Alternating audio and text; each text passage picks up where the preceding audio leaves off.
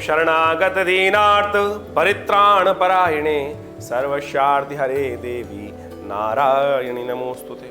नमस्कार, स्वागत है आपका आचार्य वाणी में और मैं आचार्य डॉक्टर विक्रमादित्य आपके साथ हूँ। आज का विषय है तुला राशि वालों के लिए सूर्य का परिवर्तन क्या कुछ करने जा रहा है। देखिए तुला राशि वालों, सूर्य आ रहे हैं आपके भाग्य में। सूर्य विशेष तौर पर इन 30 दिनों में आपके भाग्य में चल रहे हैं और भाग्य में जब चलते हैं सूर्य तो विभिन्न प्रकार के खेल करते हैं। सूर्य हमारे सोलर सिस्टम के राजा हैं। जो हमारा सौरमंडल है विशेष तौर पर उसके राजा अधिपति हैं सूर्य। और सूर्य का प्रभाव जब धर्म में होता है, आपके धर्म भाग्य में जब सूर्य का परिवर्तन हो रहा है, कहाँ के स्वामी हैं आपकी राशि के अनुसार से। यदि हम आपकी राशि में तुला में बात करें तो एकादशवां भाव जो है वो विशेष तौर पर लाभ का भाव है और वहां का स्वामी कहाँ बैठ गया, भाग्य में, धर्म में।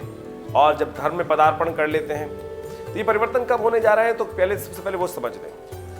ये 15 जून को शाम को 6:16 पर सूर्य का परिवर्तन होगा और ये परिवर्तन उस दिन तिथि भी बहुत सुंदर है। बृहस्पतिवार का अवसर, प्रदोष का काल, प्रदोष तिथि द्वादशी और त्रयोदशी दोनों मिल गई हैं और ऐसे में बहुत सुंदर ये जो तिथि है बहुत सुंदर है और इस तिथि में, सुंदर तिथि में सूर्य का परिवर्तन आपके भाग्य में आ रहा है।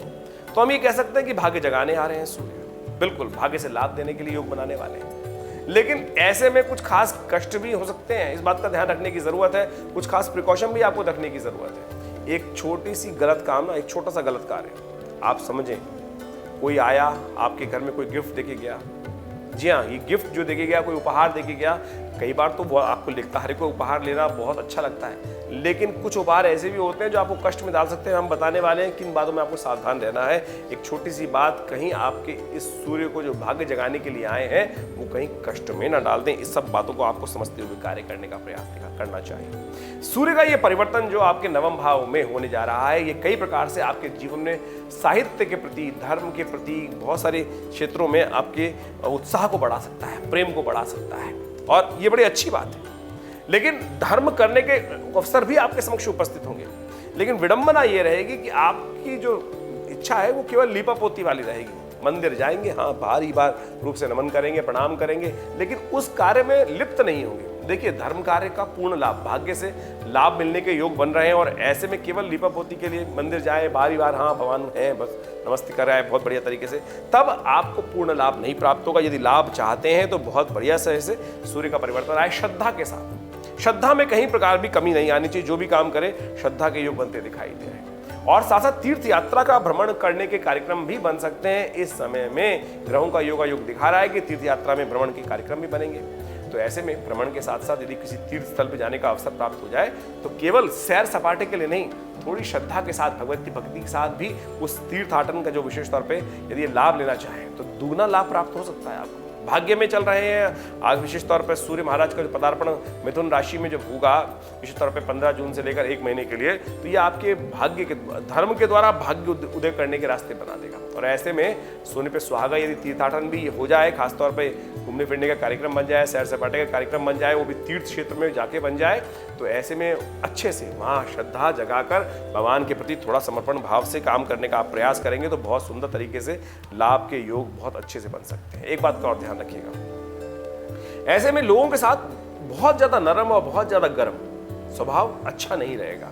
बैलेंस होकर काम करने का आपको बहुत जरूरत है काम करने की। कहीं बहुत ज्यादा आप दब जाएं, कहीं बहुत ज्यादा एग्रेसिव हो जाएं, तब दोनों प्रकार के स्वभाव आपके जीवन में ऐसे में कष्ट उत्पन्न करने के योग बना सकते हैं।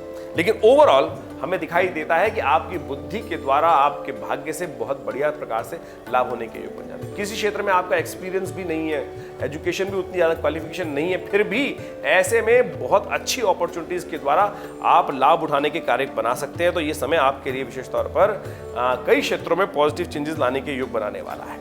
शिक्षा के क्षेत्र में भी विशेष तौर पे हम बात करें तो अच्छी उन्नति होने के योग बनते। जो विद्यार्थीगण एग्जाम दे रहे हैं, कंपटीशन दे रहे हैं, भाग्य में उनको कई रास्तों के द्वारा लाभ प्राप्ति के योग बन सकते हैं। धन और यश दोनों प्राप्ति के योग इस समय में बन रहे हैं। बस केवल धर्म के प्रति अपनी आस्था को दृढ़ रखते हुए कार्य करने का आपको प्रयास करना चाहिए। तो ओवरऑल ये समय मैंने आपको समझाने का प्रयास किया। जो विशेष तौर पर मिथुन राशि में सूर्य का परिवर्तन होने जा रहा है, 15 जून से लेकर 30 दिन के लिए सूर्य का परिवर्तन इस राशि में होगा।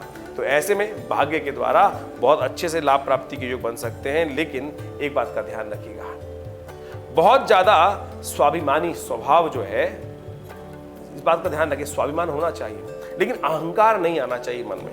बहुत ज्यादा अहंकार कहीं ना कहीं कष्ट उत्पन्न करने के योग बना सकता है। एक बात का और ध्यान रखिएगा, थोड़ा स्वभाव को ऐसे में हो सकता है कि सामने वाला ऐसा लगे कि आप बहुत ज्यादा मिलनसार नहीं है, ये आपके पर्सोना से ऐसे में इफेक्ट सामने आ सकता है। तो कोशिश ये कीजिएगा इस प्रभाव को, देखिए ग्रह का एक प्रभाव होता है, ओरा होता है।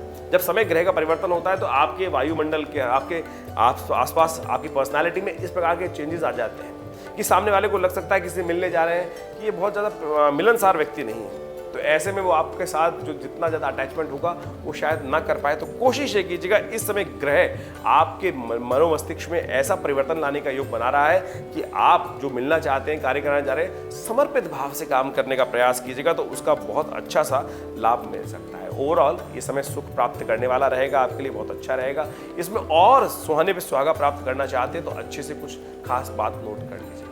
कहा जाता है शास्त्र के अनुसार से कि मिथुन के सूर्य जब आए उस संक्रांति से लेकर आने वाले कुछ दिनों तक, यानी 30 दिनों में विशेष तौर पे हमें अपनी सामर्थ्य के अनुसार से अन्न का दान करना सबसे श्रेष्ठ माना जाता है। वस्त्र इत्यादि, सूती वस्त्र इत्यादि का दान आपकी राशि के अनुसार से बहुत श्रेष्ठ रहेगा। आपकी राशि के अनुसार से आपको अवश्य करने का प्रयास करना चाहिए। भगवान शिव का दूध से, देखिए प्रदोष के दिन से ही ये आरंभ हो रहा है, तो कोशिश करें शाम के समय अवश्य कुछ दिन तक भगवान शिव का दूध के द्वारा अभिषेक कर लें। दूध किसी गरीब व्यक्ति को दान कर दें, दही का दान कर दें। सफ़ेद चीज़ों का दान करना बहुत बढ़िया आपके लिए कल्याणकारी योग बनाने वाला है। और एक काम और कर सकते हैं, जिस दिन विशेष तौर पर संक्रांति से लेकर जब भी जितने भी 4 रविवार पड़ेंगे, ऐसे में चारों रविवार पर कोशिश करें भगवान सूर्य को अर्घ अवश्य दें। यदि नित्य प्रति दे सके तो बहुत अच्छा रहेगा। गायत्री का जप कर लें, सूर्य गायत्री का जप कर लें, गायत्री मंत्र का पाठ कर लें, तो ये बहुत सुंदर आपके लिए जो थोड़े बहुत ग्रहों के योग थोड़े नेगेटिव हैं उसको पॉजिटिव करने का योग बना सकता है। तो मैंने कहा आप काम सब करेंगे, पॉजिटिव चेंजेस लाने के योग बनाएंगे, लेकिन कई कार्यों में मन से नहीं करेंगे। जैसे श्रद्धा भाव, भगवती के माँ भगवती का ध्यान करते हुए पूजा पाठ जो भी कार्य करें उसमें मन को लगाने का, श्रद्धा को जगाकर कार्य करने का यदि प्रयास करें तो ये समय आपके लिए बहुत अच्छा हो सकता है। ऐसे में एक बात और ध्यान रखें, भगवान सूर्य का दर्शन करते हुए कोशिश करें उनको जल दें। और जब व्रत करें, संक्रांति के दिन व्रत कर रहे हैं, सूर्य के रविवार के दिन विशेष तौर पर व्रत कर लें। यदि व्रत करने के उपरांत जब व्रत का समाप्ति करें तो उसमें काली मिर्च का सेवन करके, वक्त कहा जाता है कि जब मिथुन के सूर्य हो तो काली मिर्च का सेवन करके व्रत को समाप्त करना चाहिए। वो हर प्रकार से आपके जीवन में कल्याण के योग बनाता है। एक बात का और ध्यान रखिएगा, इस खास महीने में चांदी का दान करना आपका भाग्योदय कारक रहेगा।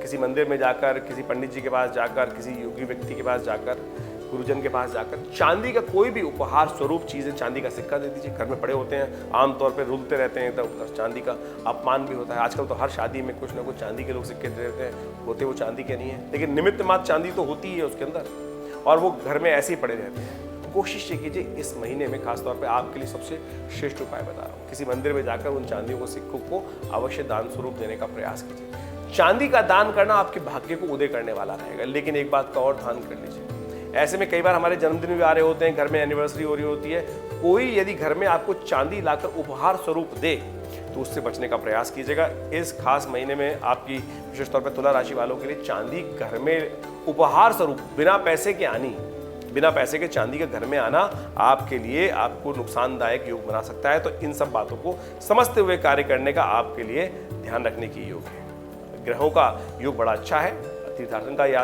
लोग खासतौर पे घूमने फिरने का कार्यक्रम आपके लिए बनता दिखाई दे रहा है। सेहत का थोड़ा ध्यान रखने का प्रयास कीजिएगा। काली मिर्च का सेवन नित्य प्रति करें, भगवान सूर्य को जल दें और जल के उपरांत उसमें एक काम करें, 2 काली मिर्च भी डाल दिया करें, फिर भगवान सूर्य को अर्घ दे दिया करें और उसके बाद अंत में उन काली मिर्च को निकालकर उसको प्रसाद स्वरूप भक्षण कर लिया कीजिए। ये आपके लिए टोटका है, इसको करने का प्रयास कीजिए। हमें लगता है कि आप अपने सूर्य को बहुत बढ़िया तरीके से, ये परिवर्तन का योग बन रहा है, लाभ ले सकते हैं। इस समय में इन खास बातों का ध्यान रखते हुए जो हमने बताई हैं उनका उपयोग करने का प्रयास कीजिए। भाग्य साथ देगा, लाभ के योग बनेंगे।